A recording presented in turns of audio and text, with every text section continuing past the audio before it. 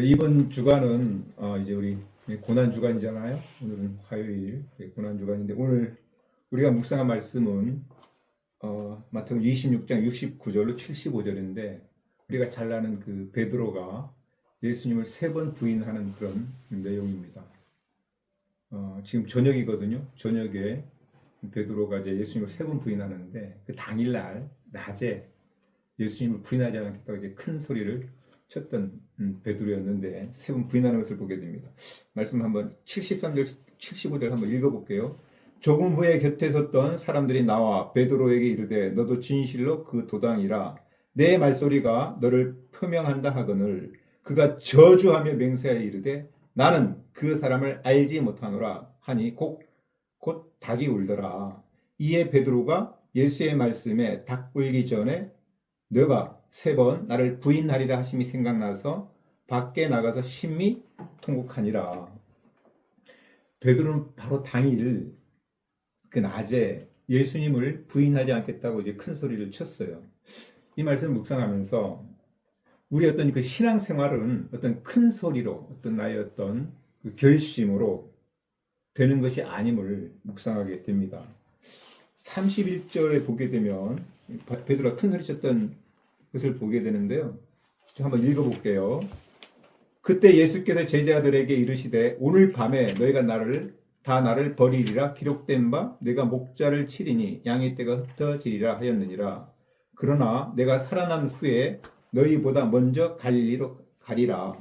베드로가 대답하여 이르되 모두 주를 버릴지라도 나는 결코 버리지 않겠나이다. 34절 예수께서 이르시되 내가 진실로 내게 이르노니 오늘 밤 닭 울기 전에 내가 3번 나를 부인하리라. 35절 베드로가 이르되 내가 주와 함께 죽을지언정 주를 부인하지 않겠나이다 하고 모든 제자도 그와 같이 말라니라. 베드로가 그렇게 큰 소리 쳤습니다. 제자들도 함께 그렇게 부인하지 않겠다고 얘기를 했죠. 그런데 오늘 말씀을 보게 되면 어때요? 3번 부인하는 것을 보게 됩니다. 그런데 왜 이 베드로는 예수님을 부인했을까?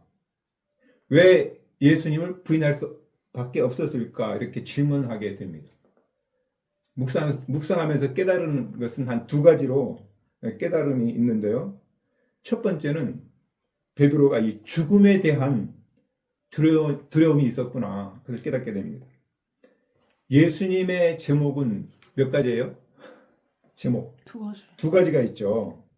첫 번째는 신성모독죄입니다. 예수님은 자칭 하나님의 아들이라 말씀하죠. 그래서 신성모독을 했다. 제사장과 바리새인들은 장로들은 신성모독을 했다 그러고 그것은 사형에 해당된다고 말씀합니다. 63절부터 66절 말씀인데요. 이 말씀도 한번 읽어볼게요. 63절 예수께서 침묵하시거늘 대제사장이 이르되 내가 너로 살아계신 하나님께 맹세하게 하노니 내가 하나님의 아들 그리스도인지 우리에게 말하라. 예수께서 이르시되 내가 말라했느니라. 그렇다는 거죠.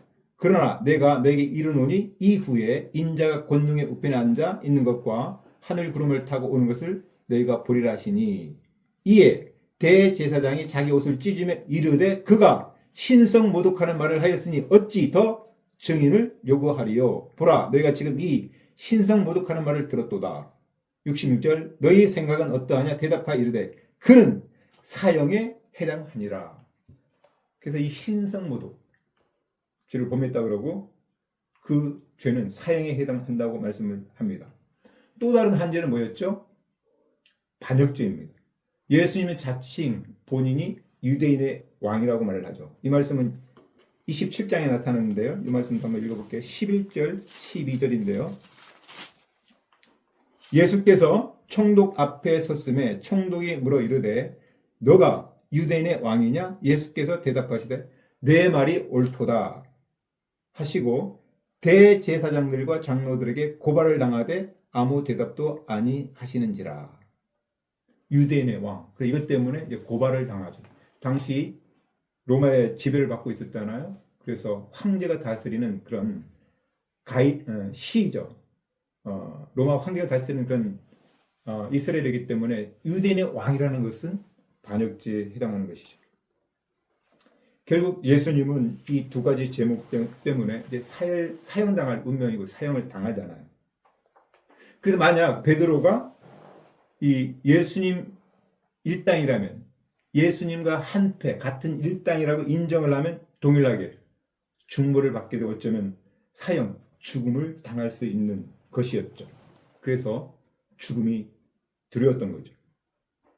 두 번째 묵상되는 것은 아직 베드로는 성령을 받지 못했기 때문에 예수님을 부인했구나. 베드로는 아직 육신적인 제자였었던 것이죠. 육신적인 제자는 십자가 앞에서, 어떤 죽음 앞에서 예수님을 인정하고 그 길을 따라가지 못하는구나 깨닫게 됩니다. 이것 됩니다. 동일하게 육신적인 그리스도인 역시 마찬가지죠. 십자가 고난 앞에서, 어떤 죽음의 어떤 고난 앞에서 예수님을 믿고 예수님을 붙들고 따라가기가 쉽지 않다는 거죠. 고난과 죽음 앞에서 성령으로 충만하지 아니하면 그 길을 가기가 어렵다는 것이죠. 그래서 우리 예수님께서 이제 부활하신 후에 제자들에게 예루살렘 성을 떠나지 말라고 명령합니다. 머물라고 명령합니다. 아버지께서 약속하신 이 성령, 위로부터 능력을 입히올 때까지 이 성에 머물라고 명령하죠. 왜냐하면 예수님은 알았던 거죠. 너희들에게 절실히 지금 필요한 것은 성령의 능력, 성령의 기름 부심을 알았던 것이죠. 그래야 예수님 부활 승천하고 난 다음 주님의 사역을 계승할 수 있는 그런 주님의 사역자가 될 수 있었기 때문에 예루살렘 성에 머물라고 말씀합니다. 그래서 이 오순절 때 마가의 다락방에서 예수님의 명령에 순종해서 120명의 제자들이 함께 합심으로 기도를 하지요. 그리고 오순절 때가 되면 어때요? 급하고 강한 바람처럼 불에 혀가 갈라짐처럼 성령이 불처럼 그 기도하는 공동체 가운데 임하게 됩니다. 성령으로 충만한 제자들은 완전히 다른 사람이 되죠. 그래서 예수님의 사역을 계승할 뿐만 아니라 모두가 어떻게 복음을 전하다가 순교의 길을 가는 것을 보게 됩니다. 이 말씀 묵상하면서 나에게도 우리에게 이제 적용이 됩니다. 이 제자의 길, 주님을 온전히 따라가는 어떤 제자 혹은 사역자의 길을 가려면 첫 번째는 날마다 자기 부인, 자기가 죽는 거죠. 날마다 자기를 부인하고 자기 십자가를 지고 주님을 따라가야 된다. 십자가의 길, 그건 생명의 길인 거죠. 생명의 역사가 일어나는 그 길을 가야 된다는 것. 두 번째는 성령을 사모하고 성령 충만한 하나님의 사람이 되어야 된다는 거죠. 그래서 이 주님의 어떤 그 사역들을 우리가 계승할 수가 있기 때문에 사도행전 1장 8절 말씀이 떠오릅니다. 오직 성령이 너에게 임하시면 너희가 권능을 받고 예루살렘과 유다와 사마리아 땅끝까지 이르러 내 증인이 되리라 하시니라. 성령이 임해야, 성령의 능력이 임해야 땅끝까지 복음을 전파하는 예수의 증인이 될 수 있다. 이 증인은 순교자와 같은 어원이 됩니다. 그래서 우리가 이 어떤 마지막 때인데요, 끝까지 주님을 따르는 주님의 그 제자들이 되기를 원하고, 그리고 주님의 어떤 이 사명, 주님께서 주신 우리 각자에게 우리에게 주신 그 사명을 감당하는 그런 하나님의 사람 되기를 원합니다. 이 복음을 전파하고 선교 사명을 감당해서 정말 주님의 다시 오실 때까지 준비하는, 주님의 다시 오심을 준비하는 하나님의 사람들 다 되기를 주의 이름으로 축복합니다.